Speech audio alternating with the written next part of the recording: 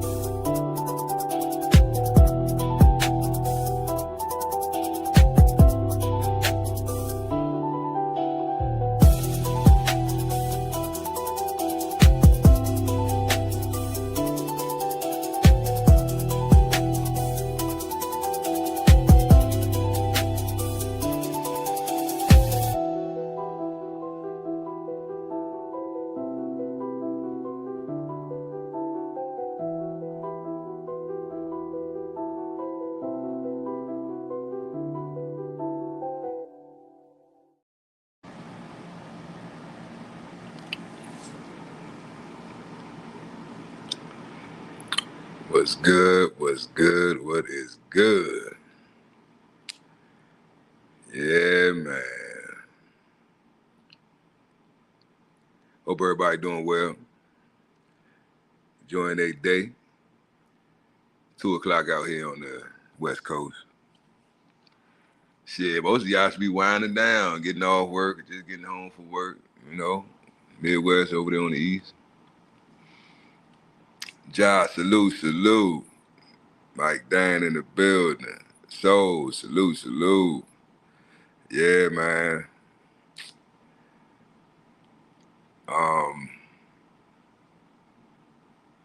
We're gonna get right into it, man.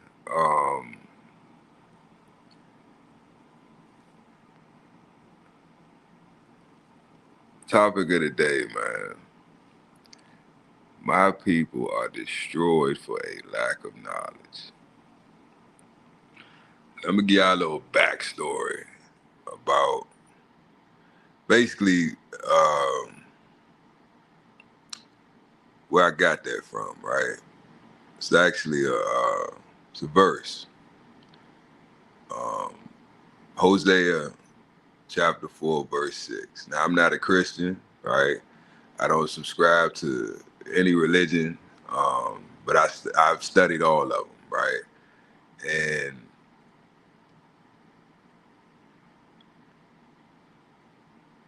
the one thing I took away, the one scripture that just stuck out to me, I done read the whole Bible a couple times, right? And it's some heat in there. It's some good shit in there, right? But the one that stuck out to me because I could relate to it the most was Hosea 4 and 6. Jordan, salute. Hosea 4 and 6, y'all. My people are destroyed for a lack of knowledge. And since thou rejectest knowledge, I shall also reject thee. Now, in my latter years, you know, I did study with the, the Hebrew Israelites, and I done studied with everybody, Nation of Islam, all of them. So I done read that Bible front, back, sideways, the books they took out, the Apocrypha, all that shit, all of it. Tip, appreciate you, Mike.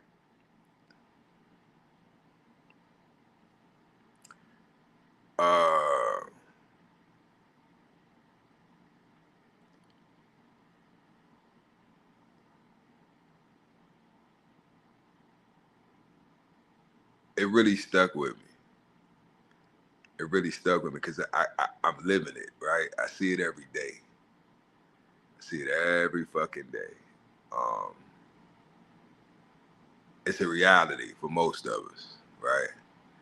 We see our families, you know, our immediate families, our extended families, you know, relatives, friends of the family, co-workers, you know, shit, just going to Walmart, you know what I'm saying? It's just a lack of knowledge everywhere you go. I'm out here, you know, the medical field out here is booming in Arizona, but shit, I had to diagnose let me tell y'all that quick side story, y'all. This shit is crazy. Lack of knowledge, okay? I had to self-diagnose, right? Now I'm an East Coast baby. You know, I lived on the East Coast the majority of my life. This is my first time being out here on the West. Everything out here kills you. And I mean everything out here kills you, okay? Even the dust. So come to find out, I had to self-diagnose myself. I had it's called valley fever, right? Symptoms similar to, I would say, pneumonia. It ain't no joke. And you got a lot of people, shit, it done took them up out of here, right? And I'm also a smoker, right? So anyway, I went through hell, y'all, trying to figure out what the fuck was going on. You talking 2-3 months coughing, hacking up phlegm, you know, feeling weak, cold sweats. I'm like, what the fuck is going on with me? Like, I'm thinking, I don't, what the fuck, you know, it's a lot of shit out here. So, you know, you never know. But, you know, I'm getting checked out. They telling me, you know, all my vitals look good. This look good, that look good. And I'm like, nah, son. Oh, you probably just got a cold. This ain't no fucking cold. I'm too damn old to be like, I know what a cold feel like. And a cold don't last for months. Not for me, right? So long story short, y'all, it was just a whole bunch of back and forth, whole bunch of wasted time, doctor's appointments and x-rays and this and that. So I started doing some research, right? And actually a coworker, right, had told me, they were explaining to, you know, their wife, they was like, yeah, my wife, you know, because he said it. He was like, you know, my wife, you might have what my wife had. And some people never get rid of it. Y'all go check that shit out. For all y'all from the West Coast, from out this way, I'm pretty sure y'all heard of it. Y'all know about it, but I ain't never heard of no shit. And basically what it is, this the crazy part though, y'all. What valley fever is bad. And I forgot the name. It's a fungus. This is the crazy part. Because they gave me antibiotics and it didn't help, right? So I had to do, I'm telling you, I figured all this shit out on my own. Fuck these doctors, these motherfuckers dumb, lack of knowledge. I figured this shit out on my own. So when my coworker told me about the valley fever, I started, you know, researching valley fever. Come to find out, what they call valley fever is actually a fungal infection.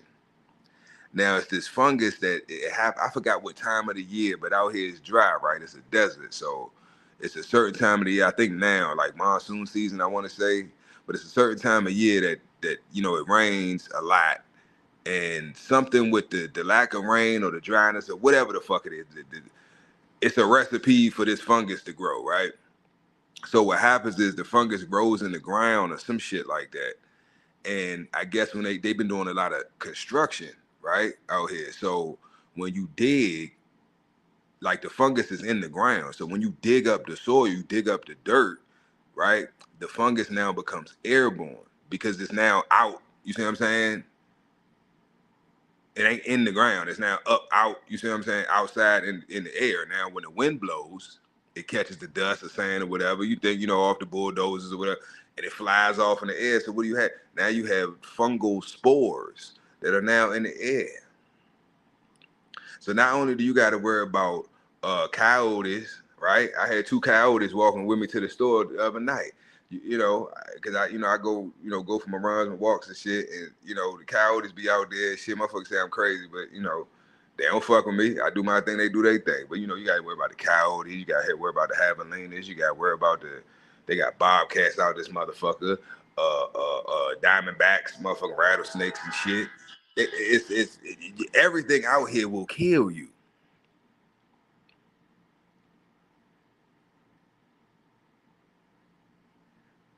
See, so know what I'm talking about.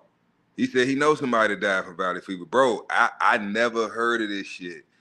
Never in life heard of no damn valley fever till I moved out here, bro. And then even hearing about it, it was from like the locals. Like when I went, and that's why I'm like, is this some type of conspiracy going on? I'm trying not to, you know what I'm saying?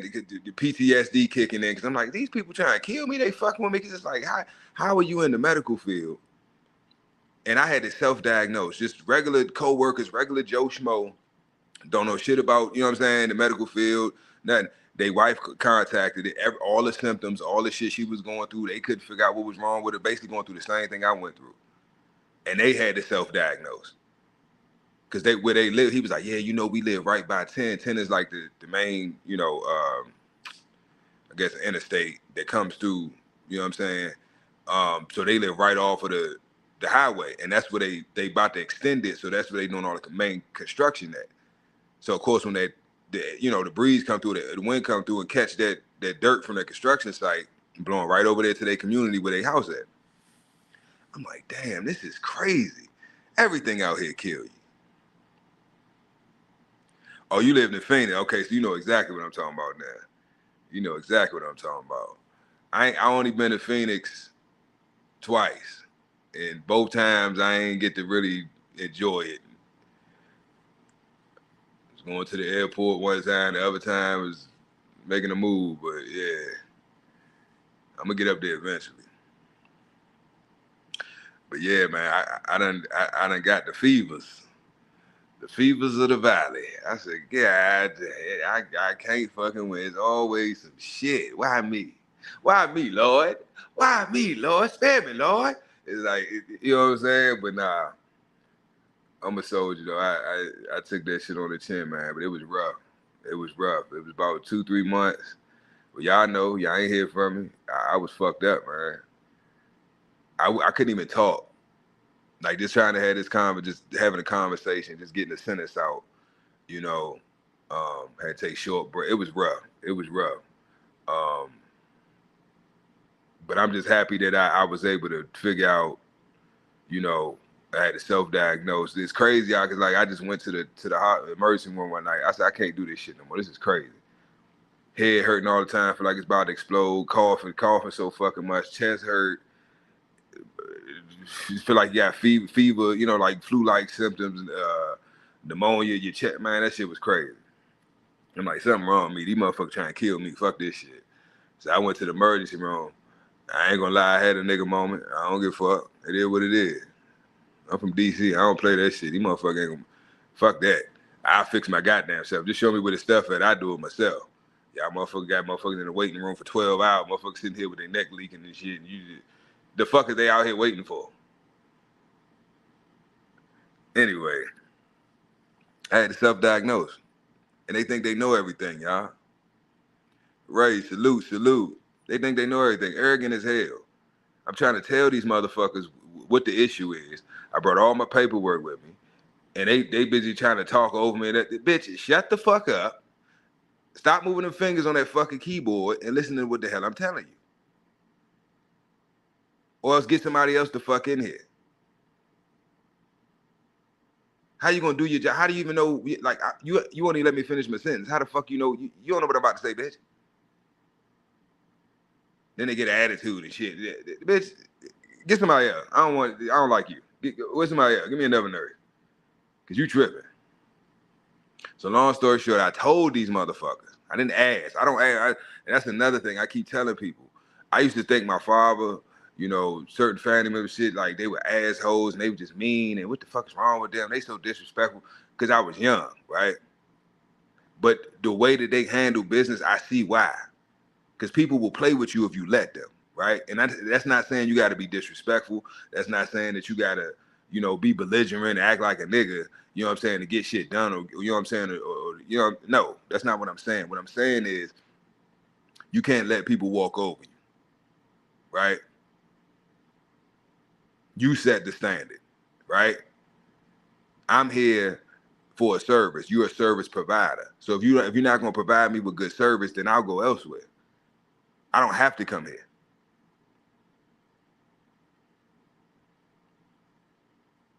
Now, if everybody started to move like that, guess what's going to happen? It's going to cause these hospitals, these you know, what you call them, patient first type centers and shit like that. They're going to have to step their game up, right? Because at the end of the day, it's still a business. Whether it's medical or not, it's a business. And no one has to patronize your business because you have competition. And I can just go to your competitors and get better service and better treatment. Now you ain't making no money. Guess what? You laid off because they can't pay you. Why? Because they ain't making no fucking money. They bankrupt. Now you looking for, now you got to go work for the place that you see what I'm saying? Everything is always going to come back to we the people dealing with me, because I've realized that we hold all the power. That rectangle that's in your pocket, both of them, the small rectangle and the big rectangle that's inside the smaller rectangle, if you keep cash on you. Shit, your debit card a rectangle too. All the rectangles that you got in your pocket, right?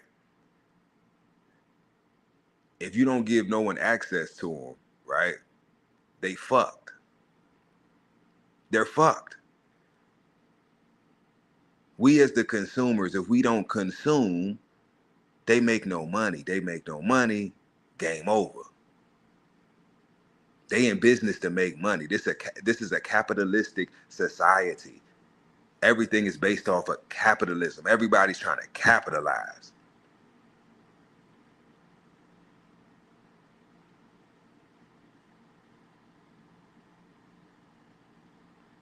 I swear, Mike, and it pisses me the fuck off because we sit up, the same shit that we sit up and bitch and complain about, we have all the power in the world to change. But in reality, the reality of this shit is niggas don't want to change. We just want to sit around and bitch and complain, and we want somebody else to fix the problem that we put ourselves in. Now back to this hospital situation, because I just want y'all to get the gist of what I'm saying. This long story short, I ended up self-diagnosing. I figured out using ChatGPT, Gemini, watched a couple YouTube videos, talked to a few people, locals that, you know, it was too many stories I was hearing about this valley fever shit, and it was lining up with exactly what I was going through. So I'm like, you know what? Let me check. So I went to the hospital, ER. They was like, well, I said I needed to be tested for valley fever. And the lady, when I finally got to the doctor, she was like, well, we can do your blood work. That's the only way. You know, it's not like a swab or, you know, a urine analysis, nothing like that. We need actual blood. We have to do blood work. You know what I'm saying? And to find out if you have the fungal infection. I said, cool. They did the blood work, right? Little Asian boy, he was scared as shit. Like, don't fuck my vein up. I think the way I was talking to him, he was a little nervous. I don't like young motherfuckers do it. You know, I like them big fat old ladies. They're usually the big fat old ones, not the Africans, but like the big fat old black ladies or the white ladies. Them usually the ones that, you know, do good blood work and shit. But anyway, he did the blood work. It took, then guess what? You gotta wait, right? So they didn't give me the fungal infection right away because they was like, oh, we don't know if you have it. And I'm thinking, motherfucker, will it hurt me if I take this shit and I don't have it? No. They give me the fucking, well, no, we're gonna give you an antibiotic. I'm like, see, they fucking with me. So of course the antibiotic helped a little bit, but it really didn't get rid of the infection because it's a fungal infection. It's not a bacterial infection. So this is the whole process, y'all, of me figuring all this shit the fuck out. Shit crazy. Tony said, Karen. You damn right. Calling ice on their ass. I'm the ice carrier. We ice, baby. Was it 311? I don't call 911. I call 311. I be quick to. What the fuck you say? What? Oh, you got me fucked up, bitch. Ain't no torture gonna talk to me like that. Let me 311. Yep, we got another one. Got another one. But yeah, man, that situation was crazy. So of course the blood work comes back, right? I'm positive. Duh. So I go back, right? Because now I got to get the prescription for the fucking medication that she should have just gave me from the fucking beginning.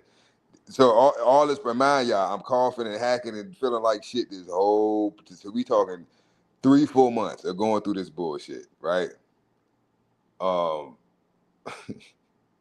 of course, everybody just like kissing my ass because now you just look stupid.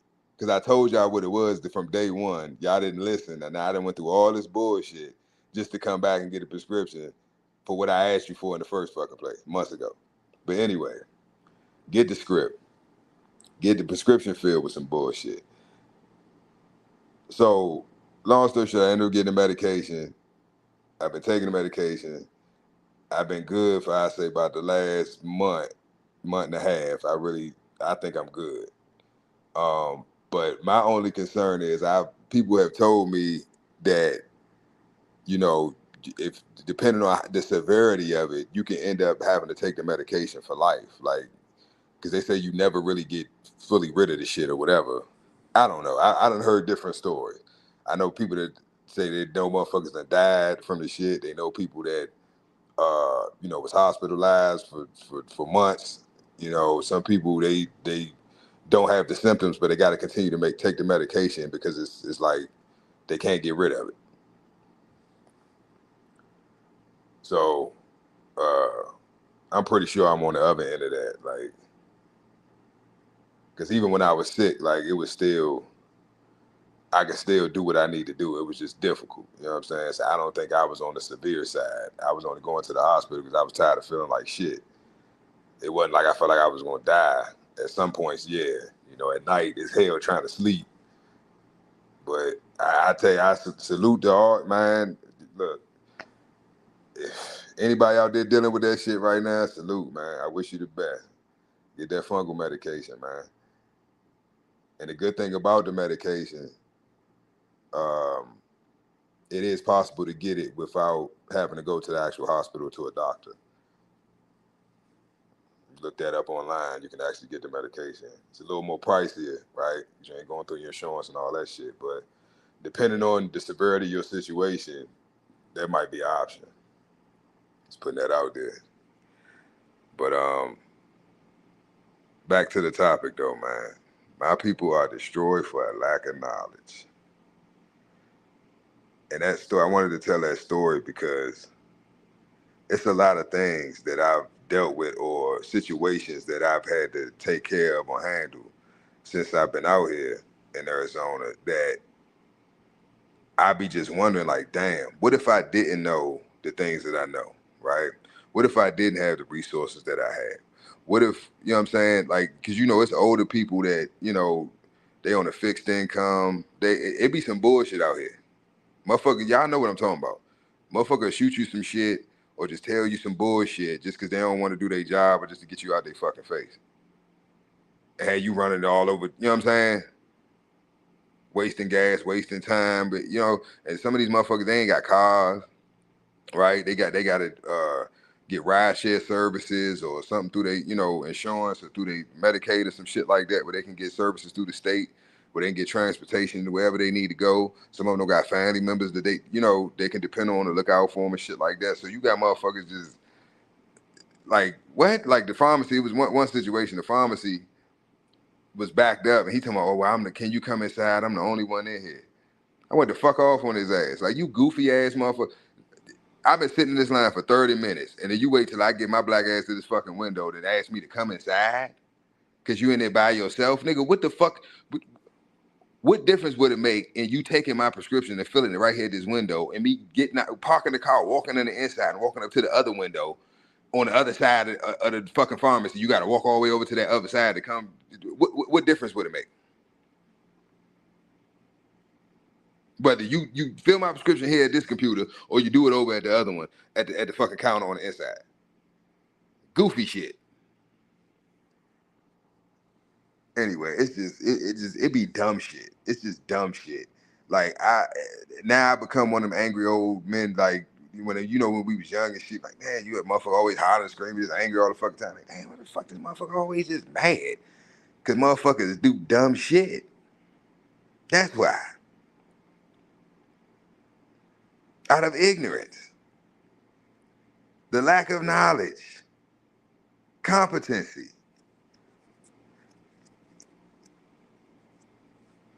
But I say all that to say this. The reason that we go through the hell that we go through, the reason that we go through the shit that we go through in our lives is all due to a lack of knowledge. Whatever that knowledge may be, you're lacking it. And that's why you're having issues. The one thing I know for a fact that my people hate to do is fucking read. And what I find ironic is, right, they claim we were slaves, right? And they would kill you if they found you reading or found out that you could read. It was off with your head, right? But I find that ironic that today it's reverse. You pretty much gotta threaten a nigga with death to get him to fucking read something.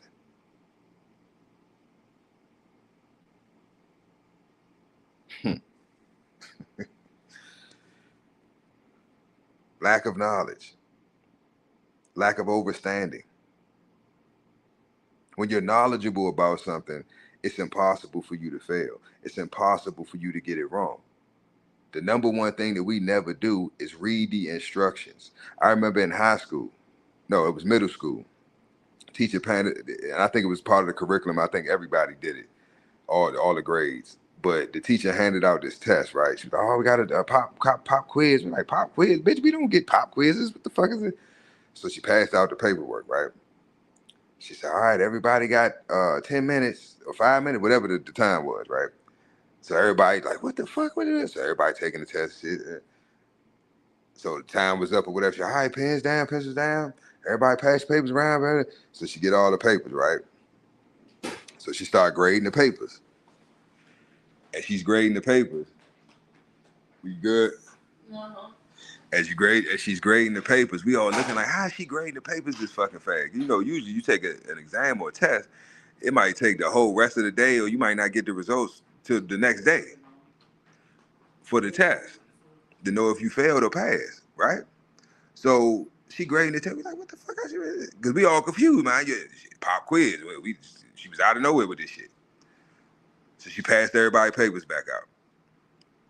It was only 2 people that passed the test out of the whole class. And the reason we all failed wasn't because we answered the questions wrong. The reason we failed the test is that at the top, you got your name, date, right? And then it had the objective. And then it had everything else. It said, write your name and date and do nothing else. That was the test. The instructions were to write your name, date, and that's it. So only 2 people read. That means out of the whole fucking class, 37 fucking children, only 2 people actually read the instructions. I never forgot that, y'all, because that's a great life experience, right? Because that's been pretty much the story of my whole fucking life. Out of groups, social groups, right? Now it went from a classroom, right, of my peers. Then it goes to maybe the football field, the basketball court, the break room at work, right? Or the assembly line, or the field, whatever. All these different social groups that you afterwards leaving school that you are put in or you put yourself in. It's the same thing. The majority of the people are dumb as shit. may have book smarts, but when it comes to common sense, it ain't there. So out of the group, maybe 2% got it together. They actually read the instructions. They're knowledgeable.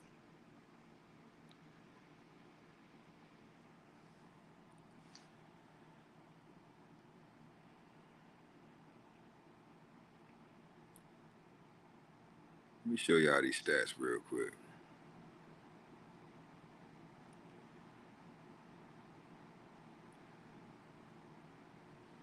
So, move it out the way. This is a graph I put together that shows the current reading level for young melanated children in the States. Now, if you notice on the left, right, in that graph, you would assume that that's progression, right? From 2010 historically to 2010 on upward to current, right? It looked like it's getting better, right? It looks like this is but it's not. It really didn't. I'm gonna tell you what happened. If you look at below, it says below basic, right? It has an X, so that's the little orange line, right? That means below a fourth grade reading level, below average, right? Or below basic, below the basic reading level, which your basic reading level is a fourth grade reading level.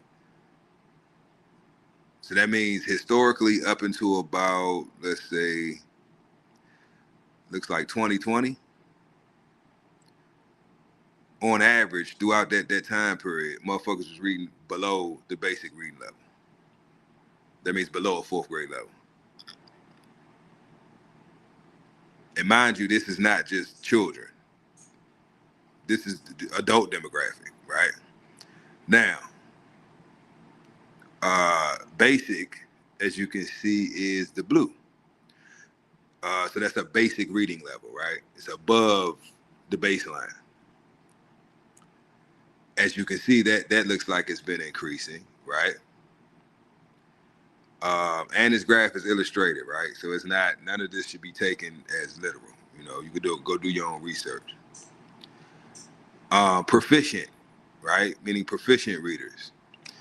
That's the green check mark. So if you look on the graph, you see the green, right? And the green don't start to about, look like around the 2020s, right? Now, that's what I want to focus on right there. That drastic change right there in 2020, right? Because between 2020 and now, you see it's a spike that happened, right? Okay.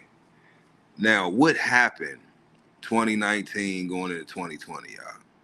Or should I say the year of 2020? Most call it the pandemic. I like to call it the plandemic, right? The plandemic happened, right? We had coronavirus, COVID-19, and whatever else the fuck they could cook up and scare people with, right? So the children weren't in school. Now, I was driving school buses at the time, right? So I was out of work. So I remember when they shut schools down. And it was around the top of, I think it was like February or March of 2020, right? And what happened after that? The children started going to school at home, right? Homeschooling. They got them laptops, they got them, tablets, whatever, so that they could still do their schoolwork from home. So now, guess what picked up? Grades increased. Why? Because now I can cheat more efficiently. I'm not physically at school, right? A lot of them, I know with my children, they had coursework, but it wasn't like a classroom setting. It was like certain days out of the week, they had to physically like be on the camera in the class. And other days they just had assignments that they had to have completed, right? And most of that shit, it wasn't like, I think with my oldest daughter, I think she had to have certain shit like submitted like daily, but I don't know if the teacher was checking the shit. It was a mess. Y'all, if you a parent, you know what the fuck I'm talking about. It was a fucking mess. It was a shit show. But in my opinion, I think that's where the increase came from, because it's like now I can use AI, because y'all know these youngins, they way sharper than us when it comes to this technology shit. They might play stupid, but they know how to work all this stuff. So now I can use AI. I'm gonna tell you, these children are so slick. My daughter had a fake video of her sitting up, looking attentive, right? I don't know how she, like, she would do the laptop. It was crazy. It was crazy. So basically, on her teacher's end, it would look like she's in class doing her, like she's sitting there focusing on the lesson or whatever, and she sleep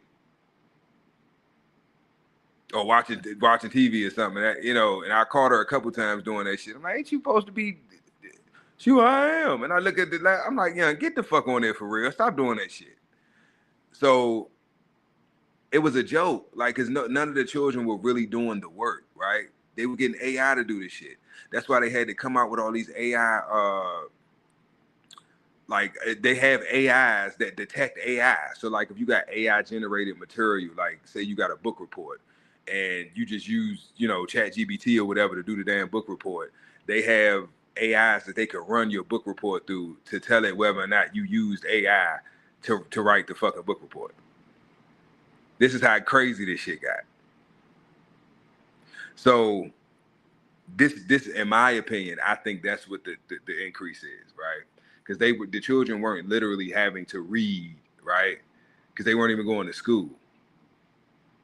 They were home getting homesick. It was going to school from home. So that's just my opinion, y'all. Because I you see what's going on. I know my children with the level they read at. I know their peers. I know, hell, grown adults, motherfuckers my age, right, and what level they read at, right? They reading level. So it's still an issue.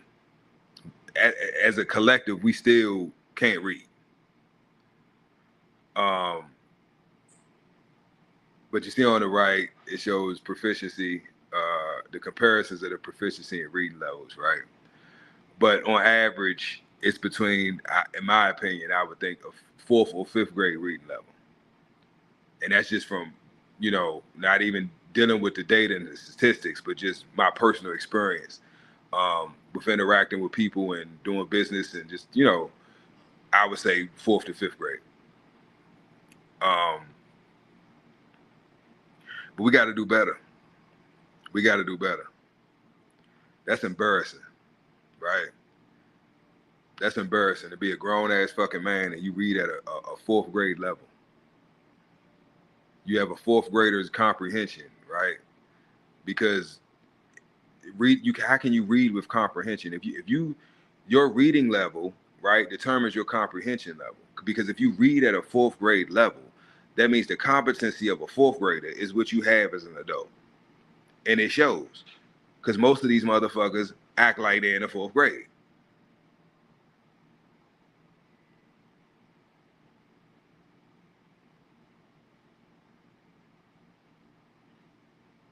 So my point is, as a collective, y'all, we have to do better. We got to do better. If not for ourselves, for the future generations, because it ain't fair to them. We can't set them up for failure like the last generations did us.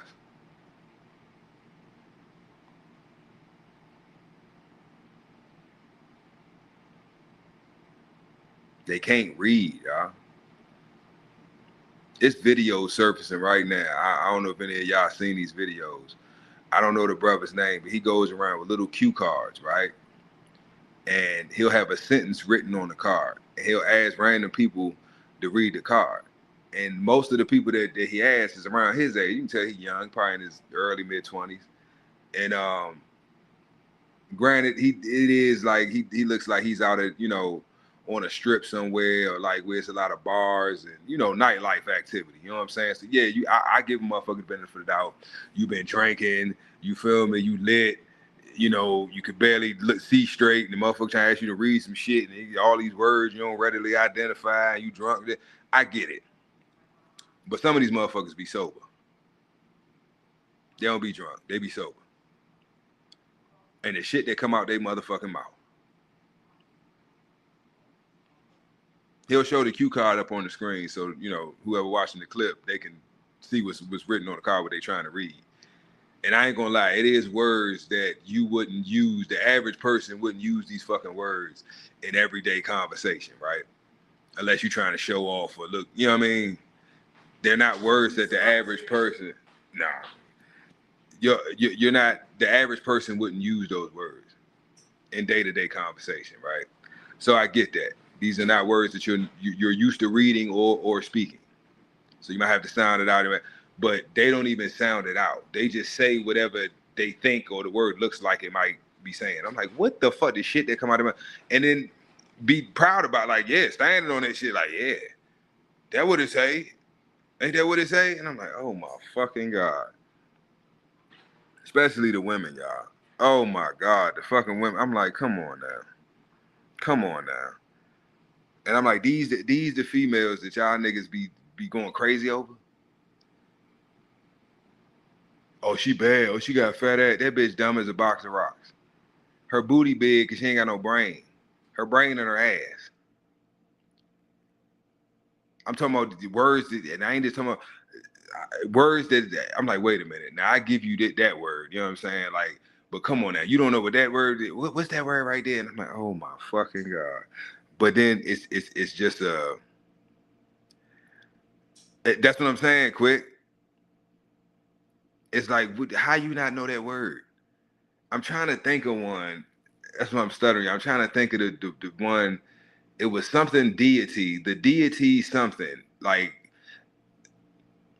I'm gonna just make some shit up, right? But this is like basically the verbiage that they, you know, use in these sentences that they gotta read. It might say something like, the deity flamboyantly castrated the crown of a imperial, I don't know, some shit, right? And then they gotta read it, and they'd be, oh, the deity. It's like, what the fuck is deity, motherfucker? Deity? Have you ever heard the word deity in your fucking life? Now you might hear the word deity, and if you got an accent, you might pronounce it deity, but deity. But what makes it fun? It's not funny, but I get it, because if you look at the word deity, right? I can see if you just pronounce it like it looks like diet, right? Diety. Because it's diet with a Y on it.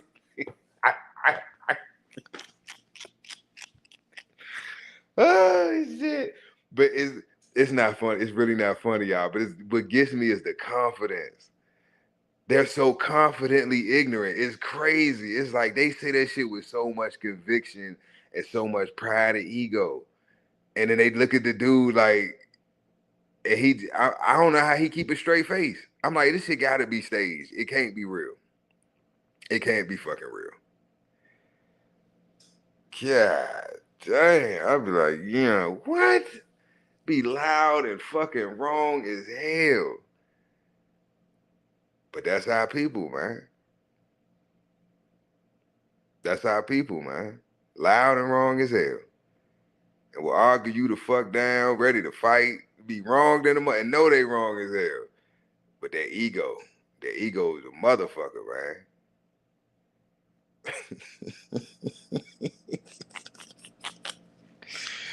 The deity.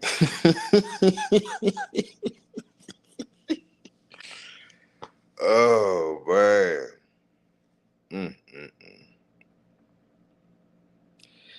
But yeah, y'all, we gotta do better, man. Our youth is just like, every generation we're supposed to be getting better, right? Each generation is supposed to be getting stronger and more wise and gaining more knowledge and more strength, physically, mentally, spiritually, emotionally, right? Financially, all of that shit. Every generation, they're supposed to take what the ones before them gave them and add to it and keep it going, keep passing it down. We ain't got shit.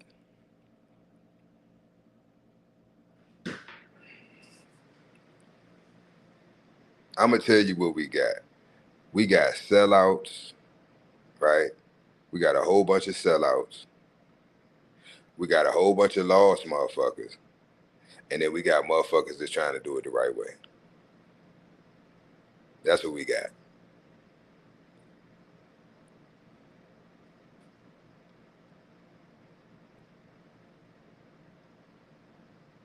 That's what we got, y'all.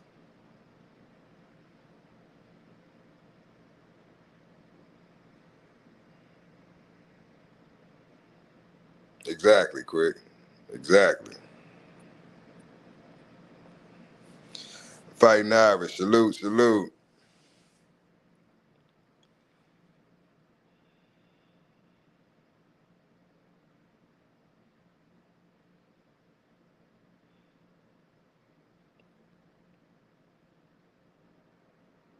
We gotta do better, man. Definitely gotta do better.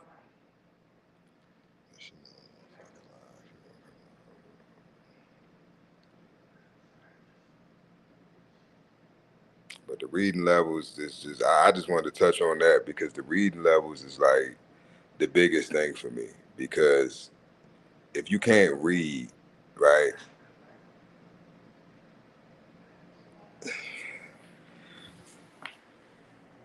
that's an issue.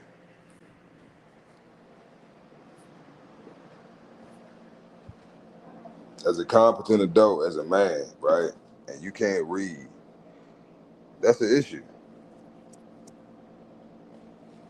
That's definitely an issue.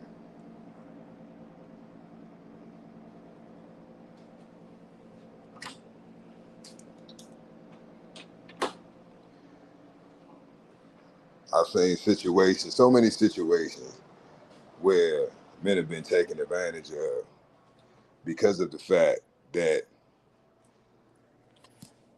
um, they can't read, or they can't read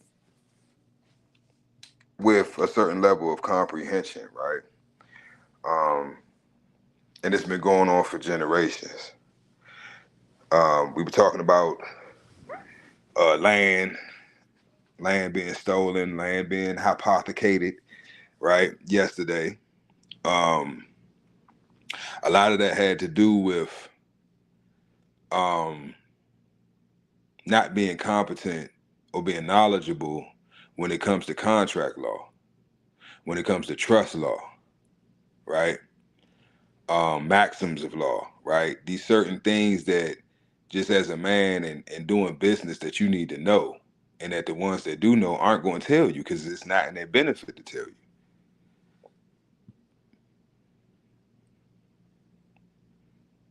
That's why men that are incompetent but are competent enough to know that they need a competent man to do the business for them, right? They usually hire a lawyer.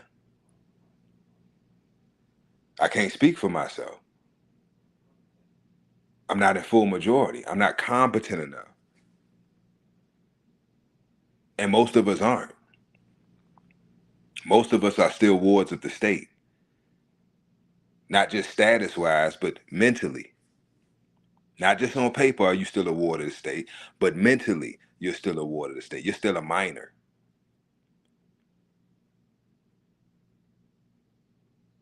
As a man thinketh, so shall he be.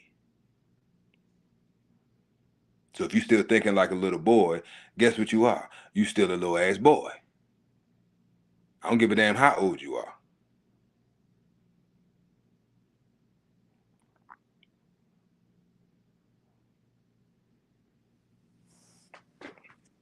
We got to do better, man. We got to do better, and it's we got to get out our egos. You know what I'm saying? And it is difficult, right? At times, it's very difficult if you are a man, especially for the men that maybe didn't have strong, masculine, stoic men around them for examples, and to give them guidance and to teach them how to, deal with their emotions when they get angry, when they get upset, when they to tell them how to balance that shit out and how to work through those feelings and those emotions so you can use them to your benefit and not your detriment. Most of us use our emotions, which are our superpowers. I've said that on plenty of other lives. Your emotions are your superpowers. Think about your life. Think about all the crazy ass, unexplainable shit that you've done when you got emotional, when you got angry, when you were scared. Man, I had to run from the police. I was scared as shit. I want to try and go back to jail, man. I jumped 10 fences. Outran 6 police dogs and dodged 8 bullets. And motherfucker hit his story and be like, this motherfucking lying like shit. But the whole time he did all that shit.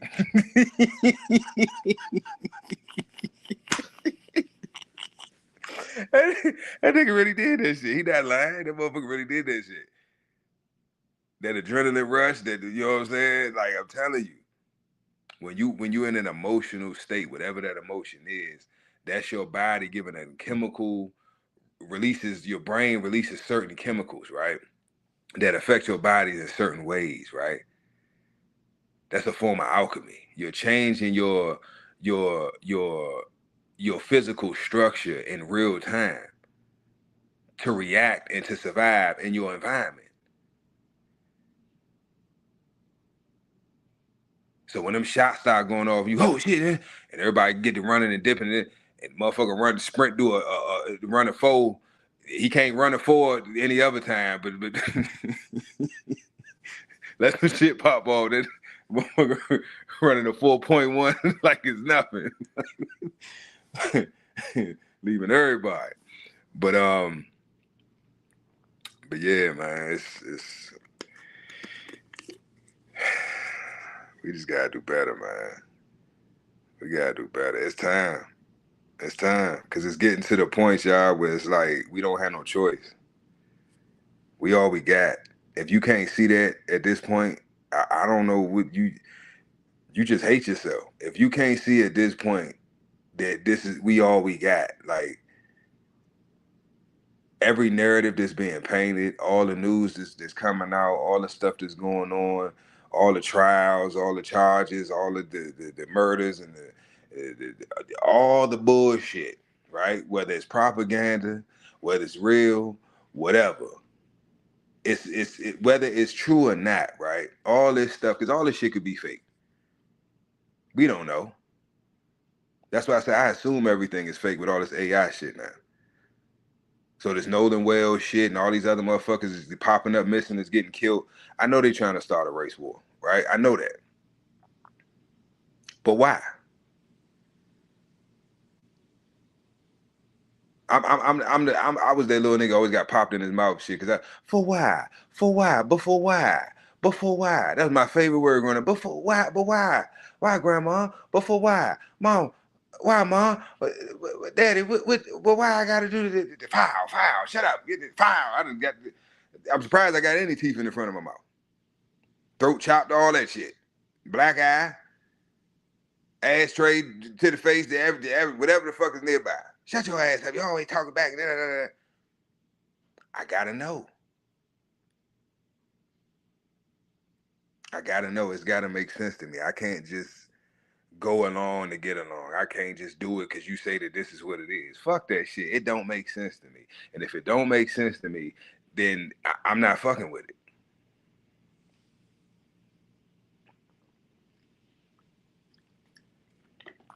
A lot of this shit don't make sense to me. It really don't. When you know certain protocols, certain procedures, certain ways that things are done, and in certain situations that's presented to you, they're not done in those ways, it throws me off, right? There's a certain protocols that, must take place for missing persons, right?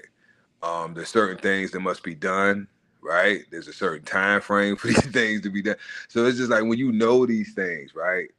It's just like when somebody tries to paint a narrative or tries to push an agenda, it has to line up. It has to make sense. So when I'm not seeing certain things in play or certain things out of order, it's like it's throwing me off. It's like that don't make sense, right? And like I told you, since a child, if it don't make sense to me, I can't fuck with it.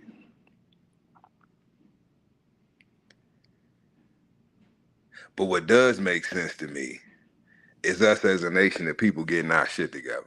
That does make sense to me. Seeing how we have so much, I'm gonna tell you why I say that. Seeing how we have so much spending power, right? That we have single-handedly affected South Korea's economy. Go look it up. Go look it up. Just us choosing not to deal with these Asians and not spending money with them, right? And it ain't all of us. You still got some people that still spending money with them. But it's enough of us that decided, nah, we ain't fucking with it. That you got them now begging. Because first, this is what they always do, and all nations do this shit. That's why I say it's always been us. It's all we got. It's always been us against the world, right? They always do this shit. They play in our fucking face, right? They disrespectful as fuck, play in our fucking face. And so we say, okay, cool. And we keep our money in our pocket. We ain't got to get violent. We ain't got to get disrespectful. We ain't got to, put our fingers up to our eyes and make the chinky eyes and then do all the 10 minutes. We ain't got to go that route. We ain't got to be ignorant on that level. You see what I'm saying?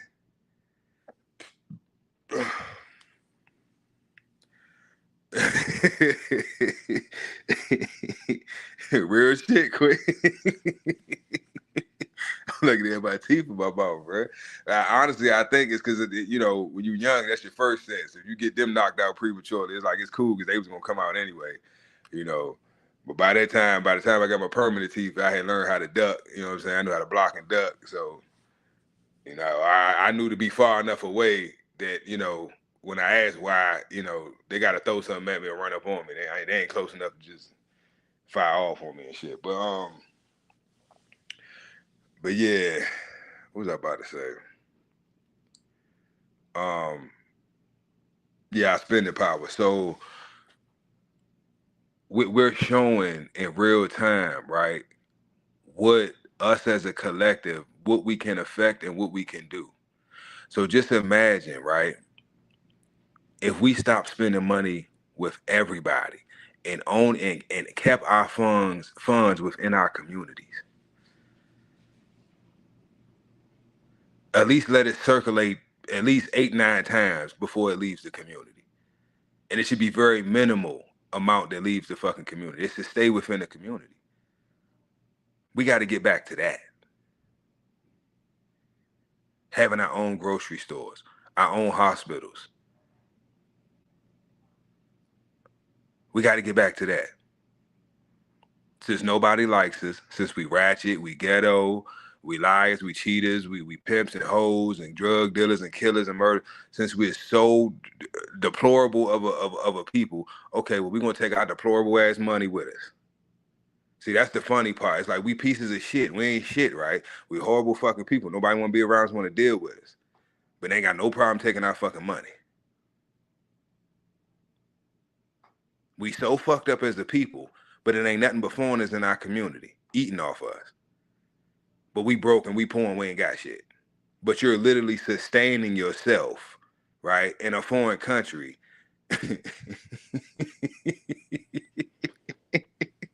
Y'all hear what I'm saying? This is the narrative that they try to paint. We're broke, we're impoverished, we're ignorant, we're dumb, and we're lazy, and we this and that. Let's run with that narrative. Let's say all that's true, right? Okay, cool. So explain how you have people of different ethnicities that are foreigners in our communities. You got the Arabs, you got the Asians, you got the Africans, you got this, you got that one, the Dominicans. You got all these different people from other places in the world that they come here. They don't go to the white communities and set up shop. Why? Because they're not gonna make no money. They don't go to their own communities. Why do you set up shop in our communities? Because that's where the liquid money is. They call us liquid money. You ever try to catch water in your hand? You're washing your hand in the faucet. You try to grab the water. What's gonna happen? That shit gonna slip right through your fucking fingers. That's what we do with our money. As soon as we get it, it slip right through our fucking fingers. We spending it. As soon as you get that paycheck, you spending it. Hell, I used to cash my paycheck at the liquor store. They already get a percentage before they even give me my fucking money. Then what do? Go right downstairs and get me a fucking bottle. Give me a pack of Newports. Give me a couple roll-ups. Give me a couple condoms, because I'm gonna give me some ass tonight, and I'm out the fucking door. So I done spent about almost $100 with these motherfuckers just to cash my fucking check. And it's Friday. You think I'm the only person that was in there cashing their check? Hell nah. It was hella people in there cashing their fucking check. Y'all remember them days you go to the liquor store, cash your check? You think that's just by chance? You think they were just sitting around like, yeah, you know what? We just gonna open a liquor store in the black community. Yeah, we just gonna do that. No, they said, oh, you know what? Oh, black man, he want beer. He want beer when he get our work on Friday payday. Friday payday, how we get more money from black man? We need to figure out how to get more money. We need more money from black man. Oh, aha, aha. They say, oh, what? I have idea. We do money order, and we do pay. We can do money order and paycheck. We cash it the paycheck. So they go through all the processes, right, that they need to do to be able to, you know what I'm saying, have a money exchange within their liquor store. Or they might contract with somebody, right? Let them lease out a spot, or the upstairs, they you know what I'm saying, remodel the upstairs, the attic, turn it into a little, you know what I'm saying, little loan center, a little cash check cashing places. So now you got to go in the liquor store. You passing all this liquor, all this, you got to go upstairs, right? Then you deal with them, you cash check this, get your money, then you come right back downstairs, right? You got to walk past you got a pocket full of money. Y'all got to peep the play. You got a pocket. They already done got you for a percentage of your check. They gonna charge you to cash your check. They ain't gonna cash it for free. So they're already getting it. They already got a cut of your check already. Then you're gonna go downstairs. You're gonna see all that liquor. You're gonna see the bid. It's Friday. I've been working all week. I had a long week. You know what I'm saying? Fuck that shit. I'm about to get me a bottle. Yeah, give me that bottle of Henny right there. Matter of fact, fuck that. I want some 1738. You going with the big shit. You showing off tonight, right? Because you work overtime. So you know what I'm saying? You got a couple extra $100 on your check. I'm getting the big bottle. Fuck that shit. Give me 2 packs of Newports. Hundreds, nigga. You see what I'm saying? Can't nobody tell you shit. You just spending money. They ain't paying no damn bills quick. We ain't got to the bills yet quick. Look, you talk about bills. Look, we still in the liquor store. We ain't even left the liquor store.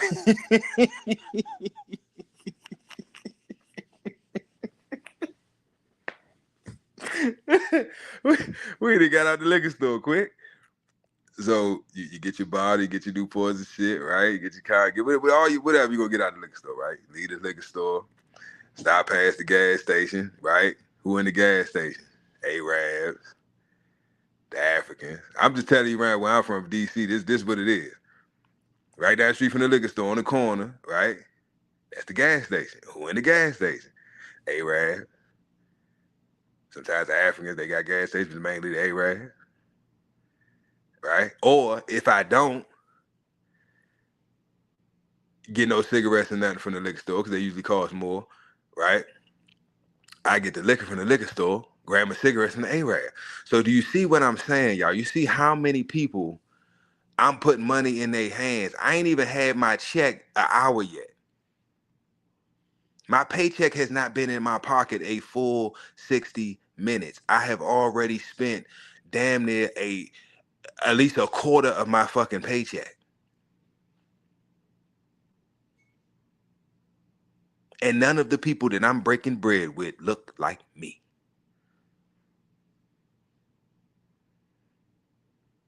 Matter of fact, I gave the unk nigga $5 outside the liquor store when I left the liquor store. And guess what he about to do with that $5? Go right in that liquor store and get him a beer.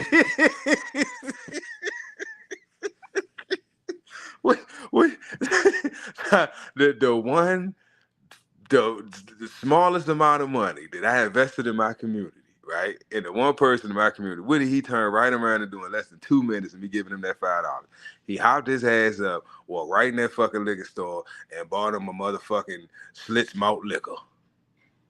Some Mad Dog or some motherfucking a 211 or some shit, right? Whatever them unks be drinking, whatever the unks drink around your way. He gonna go get him one of them. Go get me a tall one. So now the Asian got the $5. So is what I'm saying making sense, y'all?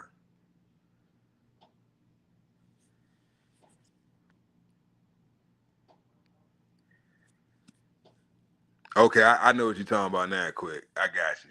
I see what you're saying now. Damn, Quick. I ain't know they still do that shit. That was like back when I was shit. A youngin'. Cause my aunt used to do that shit.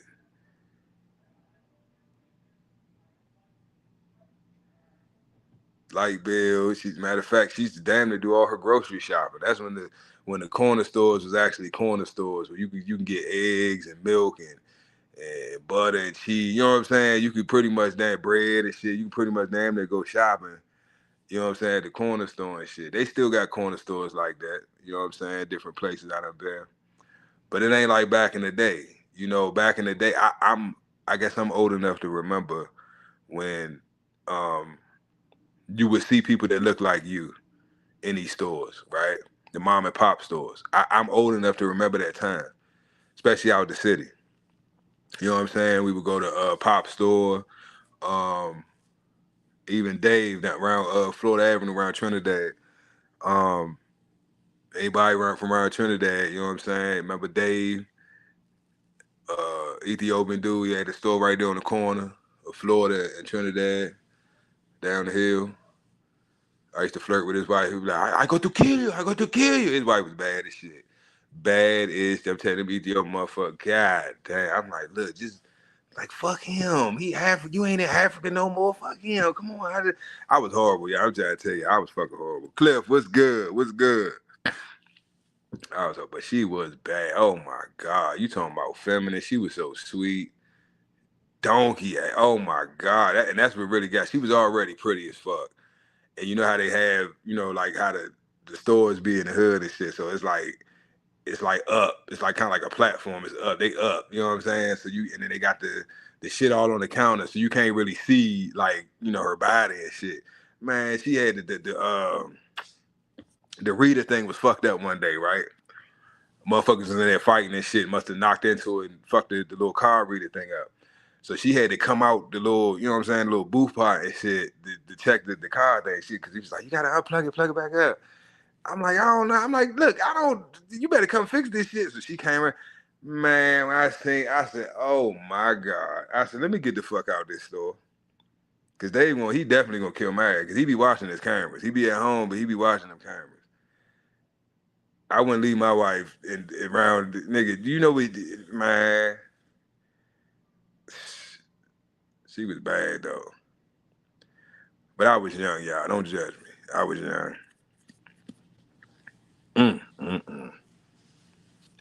But anyway, my point is, I remember a time where, yes, you did have big box stores. You did have big franchise, you know, the Safeway, Murray's, Giant, Save a Lot. You did have the big stores, right? Walmart. You still had all that stuff, but you still had mom and pop stores. There was still local grocery stores. There was still local shops and corner stores and, you know, bodegas and whatever the fuck you want to call them, right?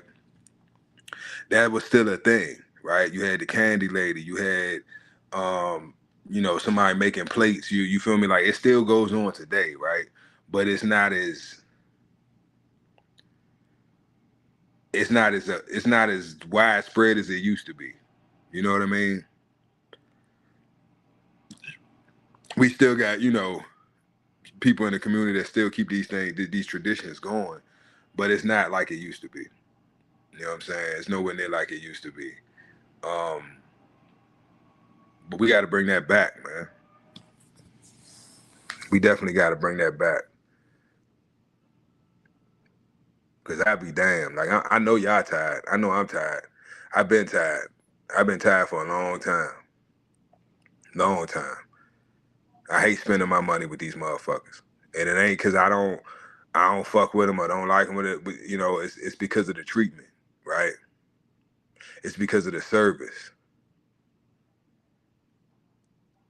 My dollar is no greener or you know what I'm saying, than anybody else's. Like, my money is no different than anybody else's. So the same treatment and good customer service that they get, I expect the same thing. And if I don't get it, then I'm not spending my money with you. It's as simple as that. That's the biggest fuck you we can do to these motherfuckers. And that's the main thing I want everybody to grasp, right? The biggest fuck you that you could have, the big F, you know, when we do the biggest fuck you that you can give them, right, is to keep your money in your fucking pocket. There's nothing that you can say or do, right, that will sting and hurt as much as that. Keeping your money in your fucking pocket. No other nation spends more money, consumes more than we do. Nobody.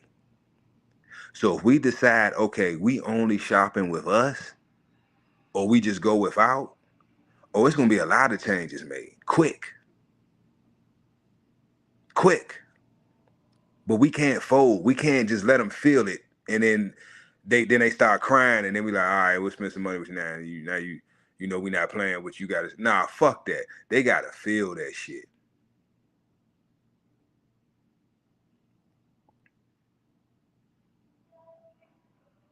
Now I'm not no radicalistic ass, revolutionary ass motherfucker, right? I live in reality. And I know that some people are in situations or live in areas or communities where they can't really afford or don't have the resources to do that. They don't have enough people around them that look like them that they can shop with or that they can barter with or do. You understand what I'm saying? So they're in positions where they have to go to foreigners to get their fruits and vegetables. They have to go to foreigners to get their gas, to get their whatever the fuck they need, right? You can have a gas station quick. Why don't we have gas stations? We used to. What happened? What happened? Because this goes back to everything I'm talking about now goes back to what we was talking about yesterday.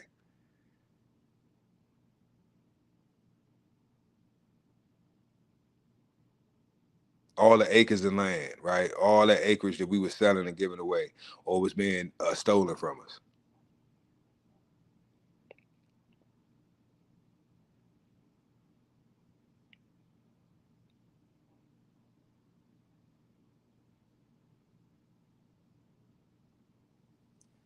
So like I said, this is the simplest and easiest way for us to make a statement and at the same time do what we need to do for ourselves and for our own. Because it's funny how when we come together, everybody claims that we this, that, and the third. But then when we do try to get our shit together, get our act together, and do what's right for us, then all of a sudden now they want to put these labels on us. They want to try to guilt trip us back into position that doesn't benefit us in being in. Really pay attention to that, y'all. You got these motherfuckers online right now, basically trying to guilt trip us into spending money with them. I told y'all the other day or last week, whenever I forgot what live it was. They're trying to change the Chinese hate bill, right? They're trying to amend it and put in there that it's a hate crime, right, to not shop with them. If you don't basically spend money with them, that's somehow a hate crime. This is how desperate they are. Go look this shit up if you think I'm bullshit. How? Because I to this day I'm trying to figure out how the fuck are they going to force that? Because you can't force me to spend my money with somebody, especially a fucking foreigner. That's crazy. But the fact that they allow them to have that much say-so and power in another country tells you who they in bed with. tells you who profits and who benefits from this situation. So like I said, it's always been us against the world, okay? And we've been shown that time and time again, right? All throughout history, all throughout our lives. Nobody fucks with us. Nobody. We don't even fuck with ourselves. We treat ourselves like shit.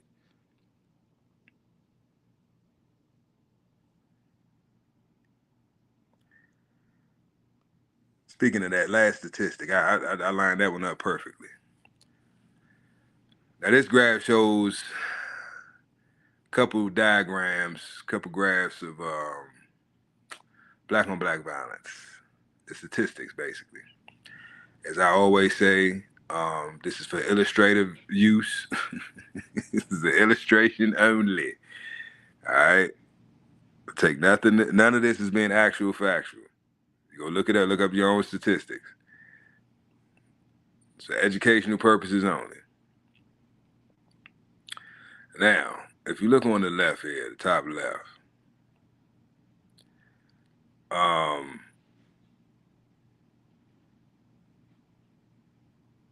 most violent crimes, right, with so-called black people, right? Black on black crimes. Most of the crimes that happen in our communities are black on black crimes, right? They're intraracial, right? Meaning white on white or black on black.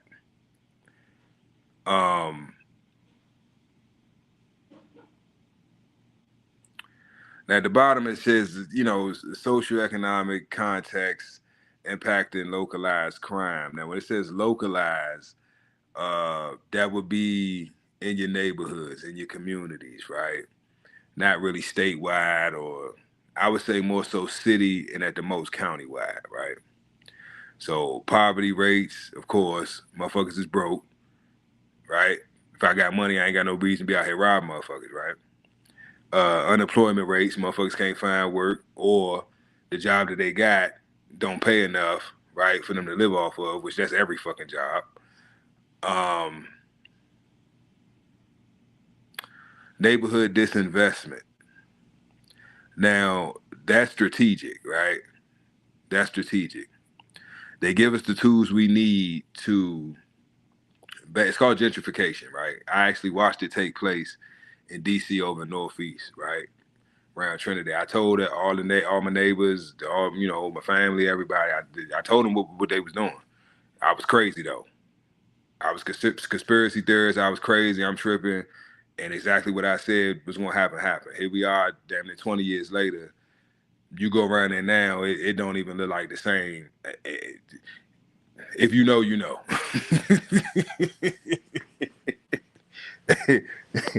If you know, you know. You know what I'm saying? You see white ladies with a stroller, with their baby walking their dog. Hey, how you doing? Just, drinking Starbucks, just walking down the street. This is like, what the fuck?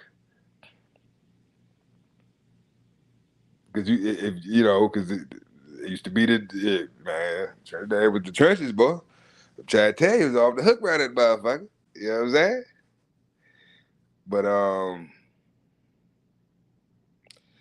at the end of the day, man, we just got to do better, man.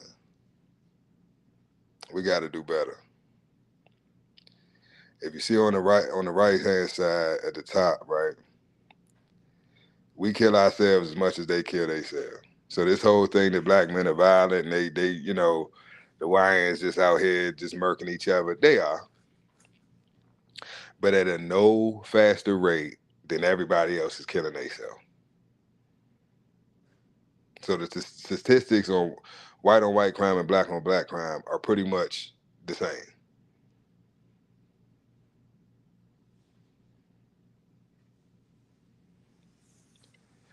So this whole stereotype and this whole idea that, they more violent, they this and they that, they have more violent crimes.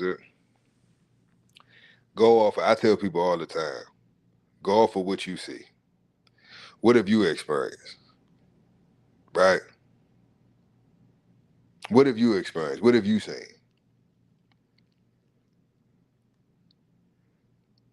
I used to do security, right?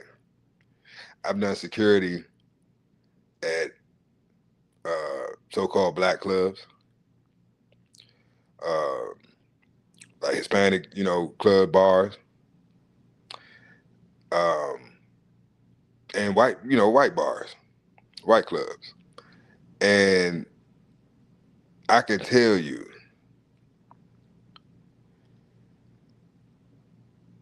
we fight, we get violent, right? But them Hispanics and them white boys, them motherfuckers crazy. Them motherfuckers crazy. I think we overstand that it can go there quick, right? And that we're more likely to take it.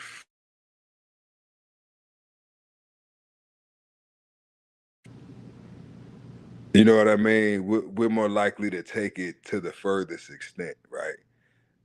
I.e., gunplay, right? Not saying that the Hispanics and the white boys ain't evil, but it ain't that serious for them. They just drunk. For us, it's I'm drunk, I'm high, PTSD, daddy issues, it's mama issues. It's a whole bunch of other shit behind why we be going off the way we do. But I've had to break up more fights, and I've had to basically get physical. I've had more physical altercations working at the I would say the white clubs first,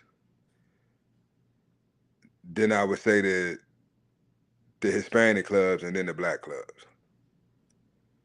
Usually the black clubs, like, because I can talk to them. It's more of a cultural thing. Like I can relate to them. You see what I'm saying? I can kind of diffuse the situation a lot easier because I know what to say to them. You feel me? Like I can look at them, tell what type of dude it is. Look, man, you ain't trying, bro. I can look at it, tell, bro, you probably did some time. You trying to go sit down again for this bullshit? This nigga ain't. Look at this goofy ass nigga, bro. You got this big booty ass bitch right here, nigga. Go home and get some pussy. Nigga, fuck this nigga, man. Yeah, you right. Fuck that bitch ass nigga, man. Come on, baby. Get the fuck up out of here. Before I had to fucking catch a body. Don't catch nobody tonight, bro. He ain't working, bro. Go home. Go get somebody. Go get you somebody. You see that body? That's the body you need to be worried about. Catch that body at home. Do that. Fuck him. Don't worry about that body. Worry about her body. And keep it moving. You know what I'm saying? But I'll be honest with you. With the Migos and the white boys, they not trying to hear that shit. They want blood. They trying to fight. And it's like, and it'd be funny because half the time they can't fucking fight. They swinging and be done hit me in the fucking head, trying to hit the like, motherfucker. Oh, I'm sorry, Jim. My bad, bro. Like,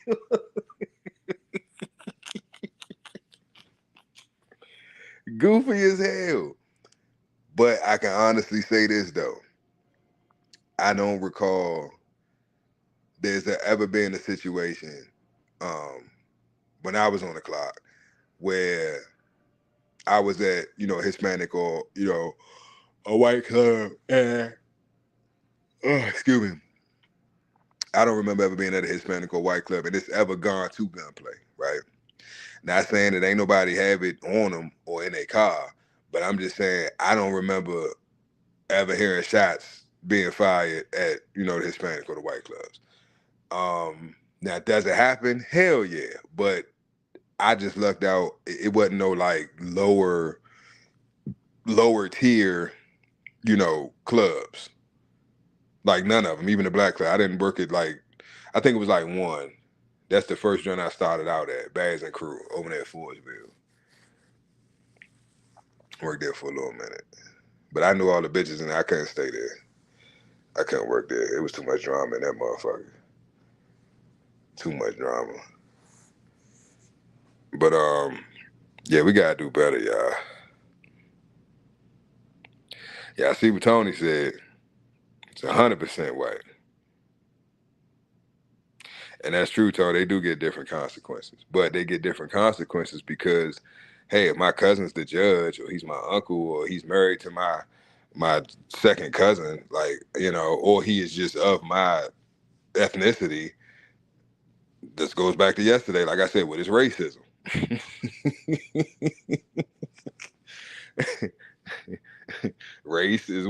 group of people, right?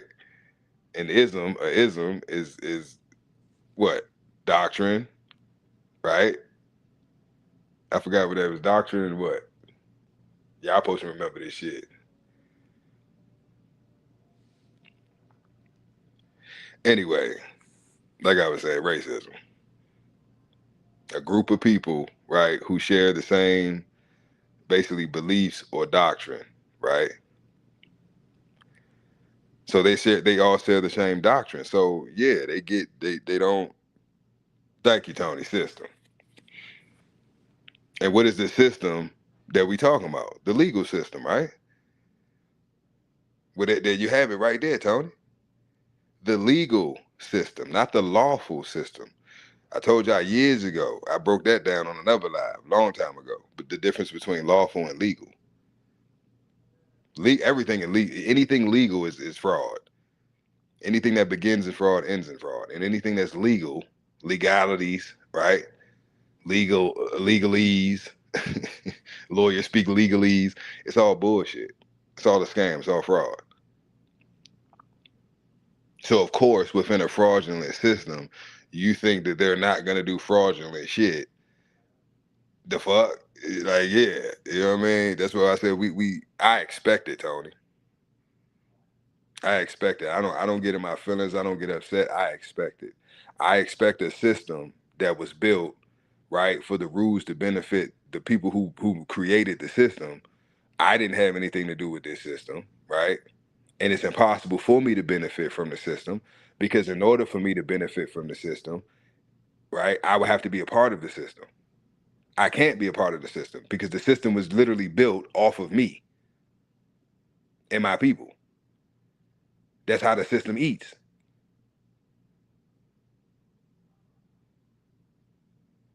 So this is why when people get upset, oh, well, this was unjust, or he got off for this or that. Duh. The system is doing what it was designed to do. Like, but then we get upset when it does what it's supposed to do. Yes, he got off. Yes, he got away with it. Yes, because they're playing a game with us. They're making us think, like I said yesterday, it's about race or it's about, your ethnicity or it has nothing to do with that. It has everything to do with status. It's all about status, political status. Black and white are political statuses. They are not races. They are not ethnicities. They are statuses in law.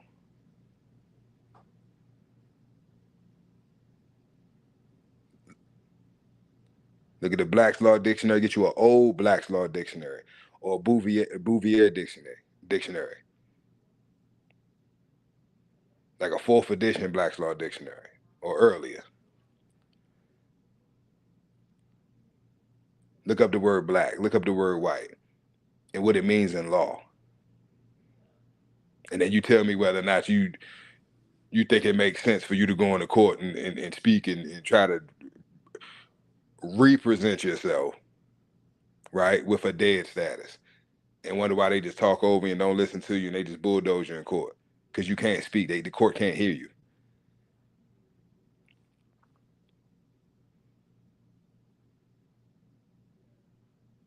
You have no standing. You're in the wrong jurisdiction in the first fucking place.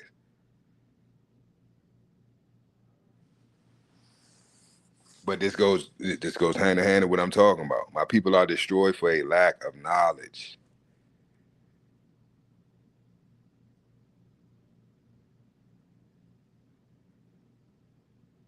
That court, the whole court system is not what you think it is.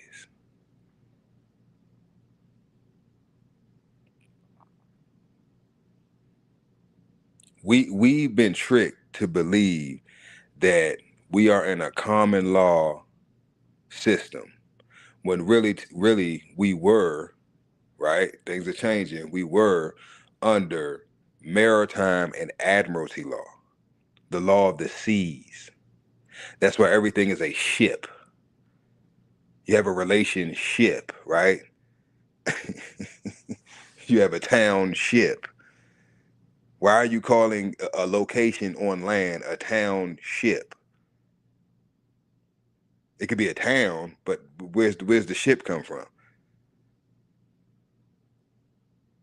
They brought the ship onto land. They brought maritime law onto land. So when you walk into that courtroom, right, and you open that little door, and the judge calls you, but it's not your name, your straw man name, right? The corporation's name, in all caps, which is a dead entity.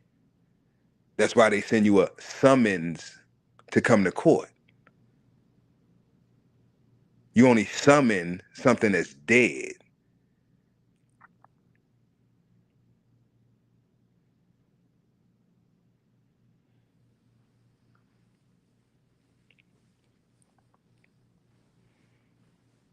Did you hear what I just said? You receive a summons in the mail, right? You only summon something that's dead. You summons dead entities. You summon dead spirits.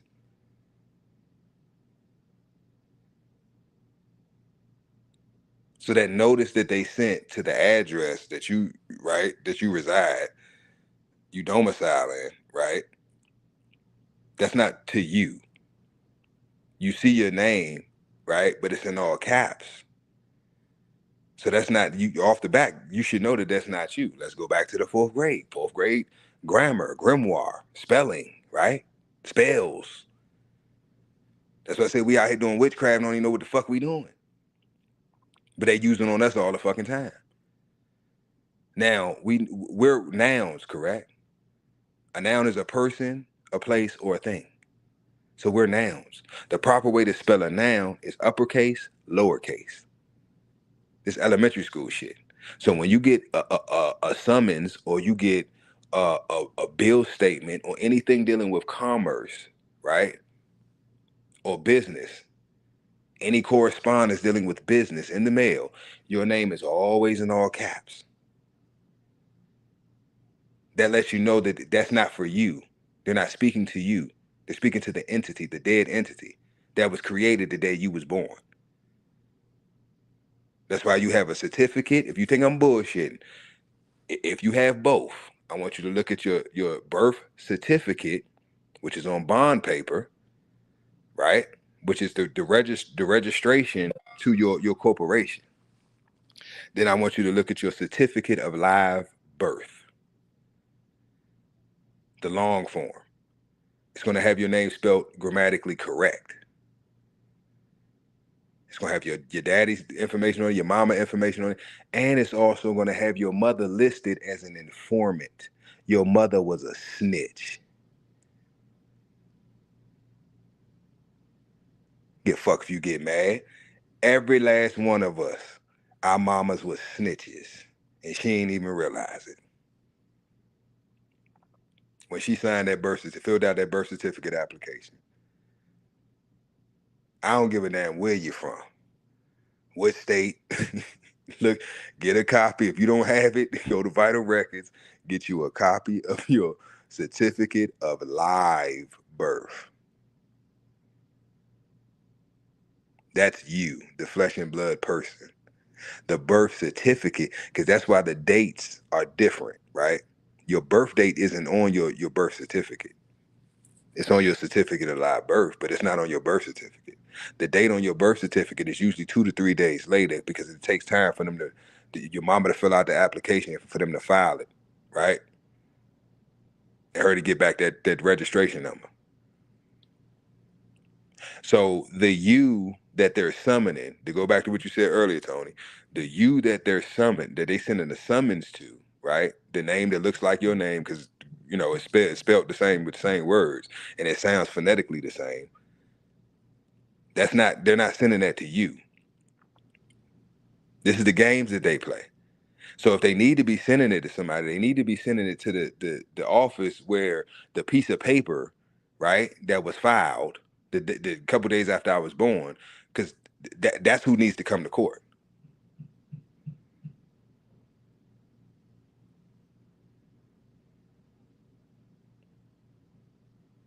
And just I used to have fun with these motherfuckers, Tony. I used to have fun with these motherfuckers. Y'all can go look the shit up. Anne Arundel County,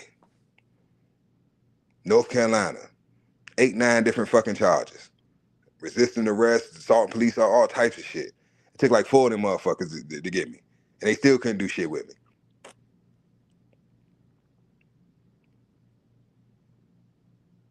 All that shit was dismissed.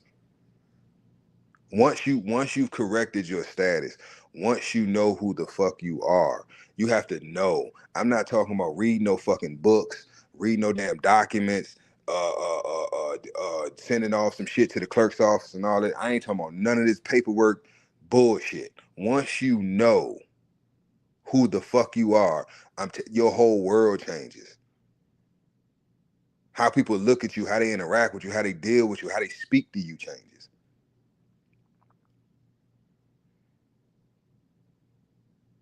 This is why I move the way I move, because I know who the fuck I am. And can't nobody tell me no bullshit. This is why these foreigners can't stand me, right? But it's a select group of them, right? The ones that don't have any what's the word I'm looking for? The ones that don't have an agenda, the ones that aren't sneaky and evil and trying to get over, they don't have an issue with me. They respect me because of what I stand for, what I know, and the trajectory that I'm trying to get my people to. They respect that shit. But the ones that have an agenda, the ones that's over here on that bullshit, they can't stand my black ass. They can't stand me. Because I get in their ass. Because you got me fucked up. Because there's no way in hell that I would go to your country and disrespect someone in your country, right? Like I got the juice like that. Like I'm, you know what I'm saying? And I'm really like that though. You ain't even built like that. And you over here running your mouth like that. I'm really built like that, and I still wouldn't go to your country and be disrespectful like that. Because I got enough respect for myself. I'm at somebody else's fucking house. As they say, when in Rome, do as the Romans do, right? Whether I agree with what's going on or not, I'm going to go along to get along till I can get my ass back to where the fuck I'm from. Fuck I look like going to somebody else's country showing my ass. Look at the examples of all these motherfuckers going over to Dubai, wilding the fuck out, getting locked the fuck up, or go missing and shit. You know how many people go missing in these foreign countries? Especially these women. These loudmouth bitches got all this fucking mouth because they used to being over here in the States. They got a little bag and they go over there and eat some doodle off a gold platter and take a golden shower to get a couple $50,000 of shit from nasty ass Arabs over in Dubai and shit. Now they want to, oh, we going to Jamaica. We going here. Let's go there. We going here. All right, keep on. Especially in the Muslim countries. They is not playing. They is not fucking playing. They trying their hardest to keep this Western bullshit over here. They like, no, you keep that. No, I don't want for my woman to. No. Haram.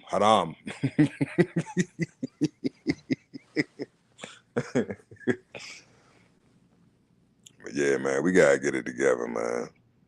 We really do. We gotta get it together. We gotta get it together because there's no reason for us to be living like this. No reason. At this point, 2026, we have all the resources, we have all the knowledge, all the information, and what we don't have, we have the means to get it, right? We need to get back to farming. We need to get back to family. We need to get back to agriculture. We need to get back to just budgeting and like not trying to fucking like fuck them Birkin bags. Fuck all this fast. And this is another thing I want to say this too. Because I want this to be the new norm. I want it to be looked at as questionable. I want men's sexuality to be looked at as questionable, right? I want this to be the new norm, right? For a man, think about this, y'all. For all the niggas out there that be caught up in all the fashions, and I have my own clothing brand, right? And I started my own clothing brand because I was tired of the bullshit, right? I like clothes. I like my clothes to fit a certain way, right? I like a certain type of look. I like colors, right? Um, and I like my shit to be comfortable, right? So I said, you know what? Fuck it. It's hard for me to find clothes that I like at affordable prices. You know, the shit that is popular is way overpriced. You know what I'm saying? I'm not, fuck that. I'm gonna make my own shit. So in my opinion, it ain't a man on this fucking planet that can be flyer than me unless he got his own shit too. Now, if you make your own clothes, your shit fresh, man, I salute. That shit hard, bro. I fuck with it. You know what I'm saying?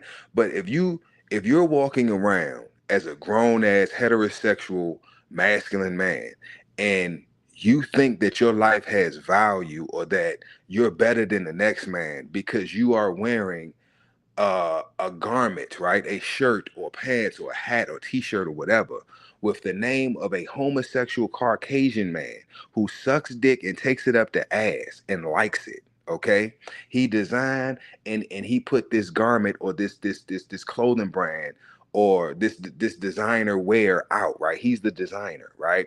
And you are walking around with this homosexual man's name splattered across your fucking chest with pride, right? And you feel good because you're walking around and people are seeing you with this man's name on your chest and like, oh wow, oh, I'm gonna get him some pussy because he got that gay dude name across his chest. He must got money, girl.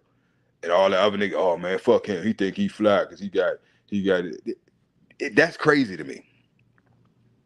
That's crazy. That needs to become the new norm. We need to look at these dudes as exactly, because I think they all homosexual, to be honest with you. Any man that from head to toe has on homosexual white man's clothes, I assume in your mind you want to be a homosexual white man.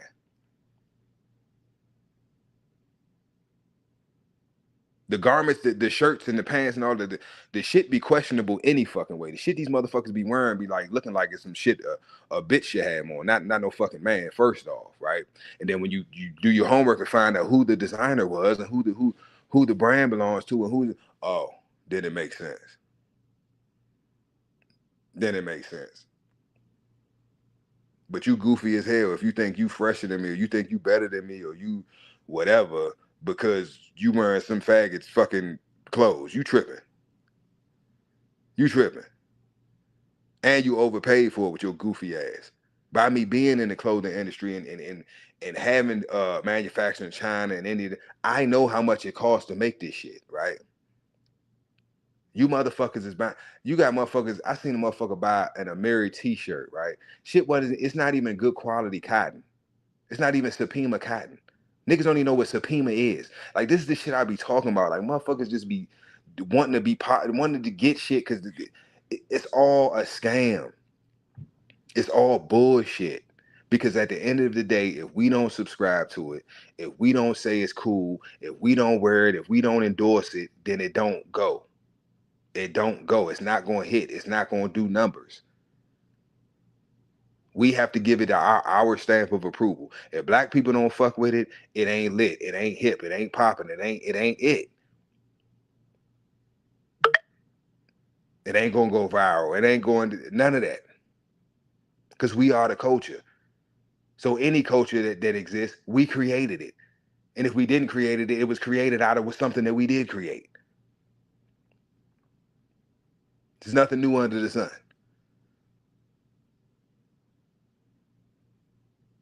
But we got to get out of that mentality. We really do. Because that shit is weird to me. That shit is weird as fuck. That you think you get some money and the first thing you want to do is go give it to a homosexual man that don't even want you wearing his shit. I guess we forgot about that. What was it? All the motherfuckers, Perry Ellis, Tommy Hilfiger, Ralph, all these motherfuckers said they didn't want black people wearing their clothes. And what did niggas do? Still go out about the shit. Make songs about it. Free promotion. Free promotion to market. And they get 1 penny. They got an affiliate link, nothing. Goofies.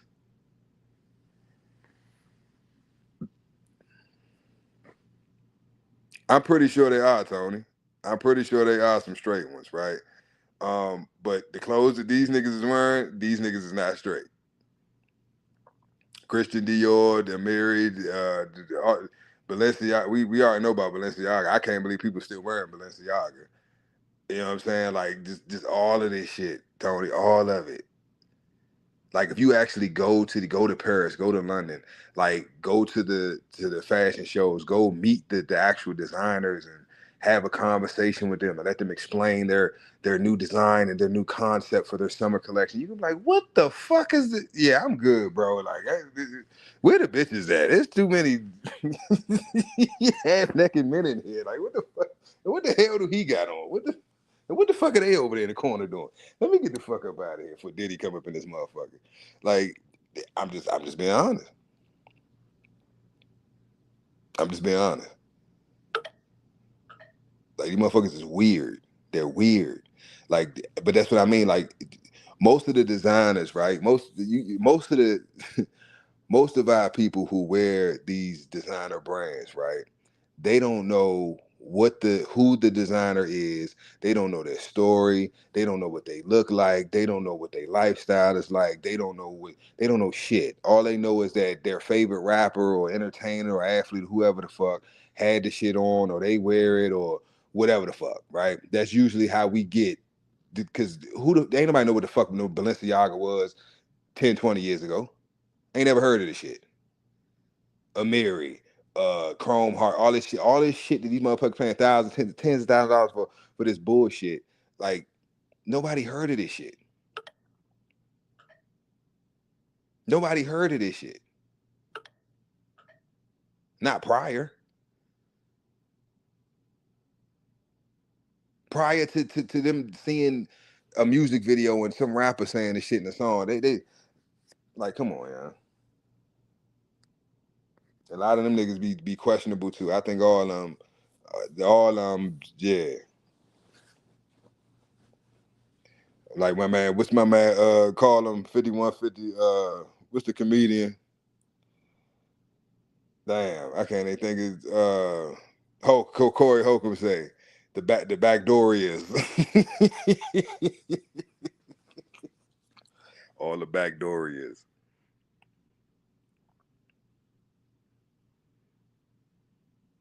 Exactly, Mad Doctor. It's all, but it's what's the difference? And it's all the same shit. All the same shit, Mad Doctor. Because at the end of the day, if you do your homework, right, and you look up who really own all these businesses, it's the same motherfuckers. It's the same motherfuckers. For instance, what is it? Old Navy. I used to know these brands good, like who own what, and I think it's Old Navy, Hollister, Old Navy, and what was it, American Outfitters or American Eagle or some shit like that. They're all owned by the same. So you got like you'll have like 3 or 4 brands, right? And all of them will be owned by one parent company or parent brand. And then, then they have the trust or whatever holding company, and you keep going back, keep going back, and you figure out who the fuck own all of this shit, bro. It's the same motherfucking people. It's the same fucking people that own all this shit. So if you, fuck Old Navy, I'm going to so and so. Well, they still getting the money because they own both of them fucking businesses, both of those brands.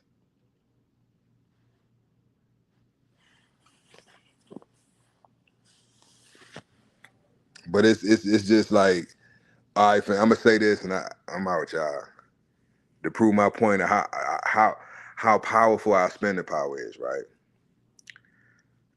Anybody know anything about Washington D.C. knows that we single-handedly, there's no debate. I'm not about to debate near motherfucker on this shit.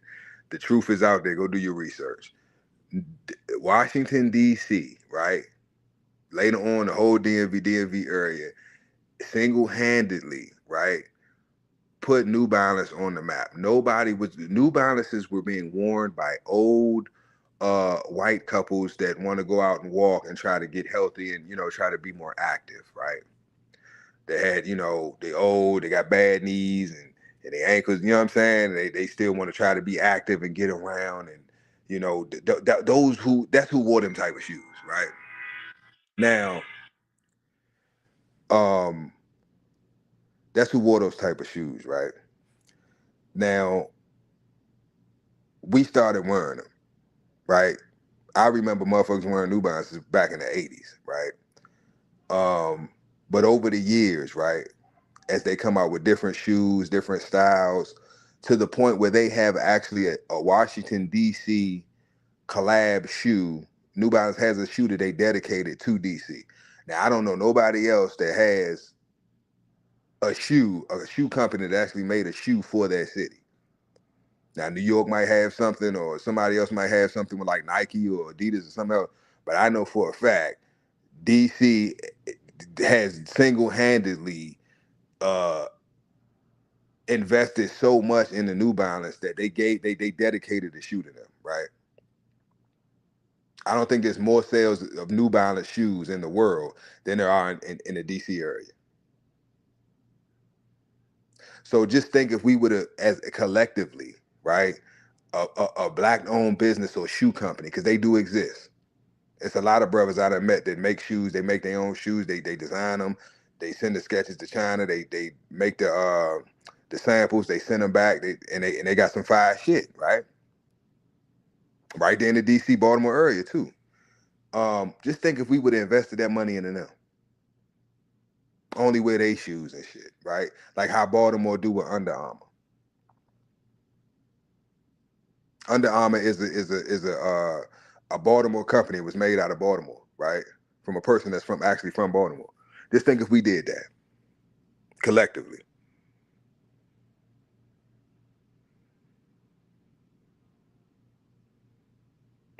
Oh, my man, he got shoes in the whole community, the whole city, the whole state. It just branches out, and now everybody buying his shoe. We ain't buying no Jordans. We ain't buying no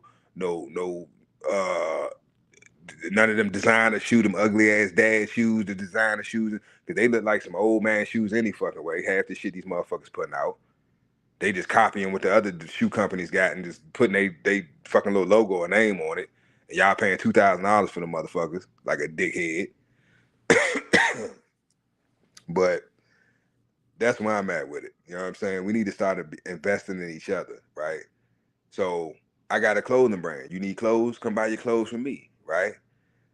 Mad Doctor, he work on cars or something. Let's say he work on cars. Okay, well, anybody need they oil change or they need any car service, they going to him. So he'll never be out of work because everybody in his community is coming to him for service. He gonna be over when he ain't got no time. You see what I'm saying?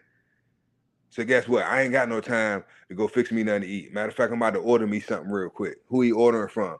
The lady down the street, right? She done went from selling plates out her house to a food truck, and now she got a brick and mortar. You see what I'm saying? This is how we rebuild. It's this fucking simple. We already have everything already. We have doctors in our communities. We have lawyers. We have coaches and nutritionists and herbalists and farmers and every fucking thing that we need to have a self-sustained economy. We already have the resources. We're just not pooling our resources together.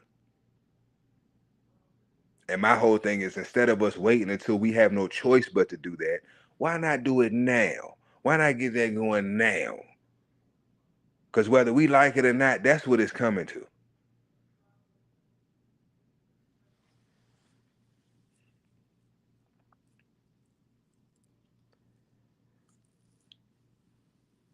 Yeah, I believe it, Mad Doctor. I believe it.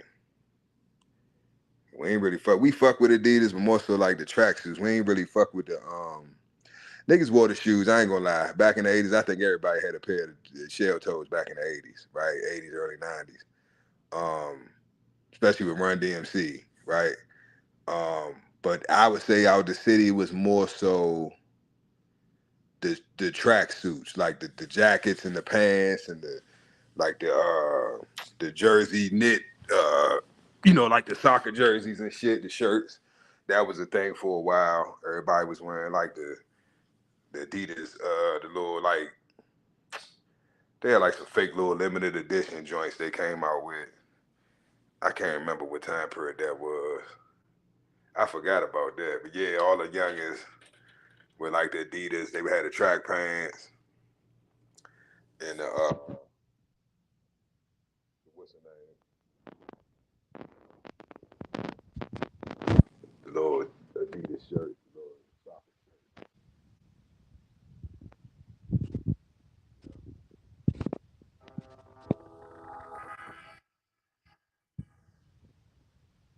Yeah, my father had a pair of those.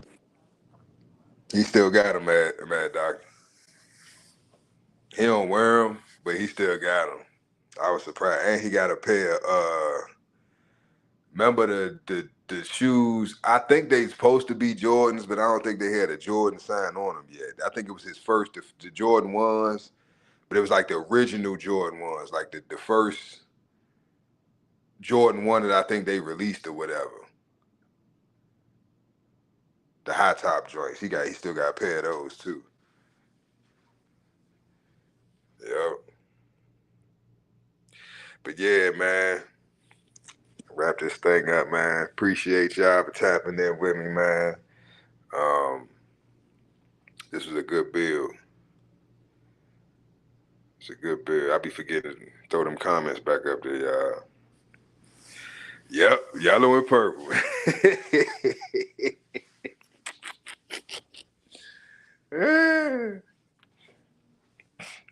But you know, this is my main thing, Mad Doctor. I'm gonna say this and then I'm out. That feeling, think about that feeling, right? That you had when you bought those shoes, right? You was walking around them motherfuckers, people giving you compliments and shit. I want us to feel that feeling when we start buying shit from each other. I want you to have that feeling, right? Thinking you the shit when you walk around with somebody that you know, right? That made a shoe and you got his shoes on your fucking feet. I want us to get to that point. I want us to make each other rich, like we making all these other corporations rich.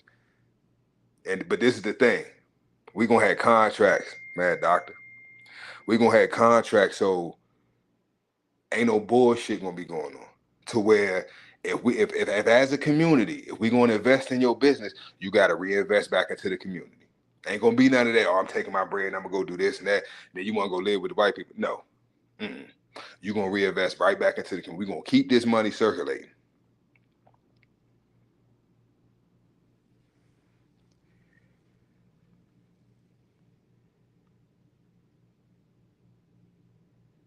That's what I'm saying though, Tony. We got to get it out the mud because we trying to do it separately.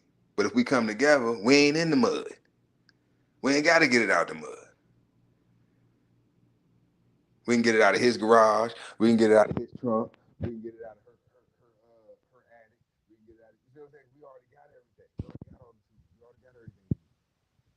We got to pull this shit together. That's it. That's it. Yeah, man. Y'all be safe, man. Y'all have to know. I'll holler at y'all in the AM, man. What's today? Friday. Tomorrow. Oh. Yeah, I know what it is. Open panel Saturdays.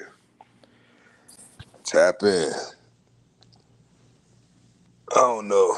I might go live a little earlier because I know it might be a little late for y'all.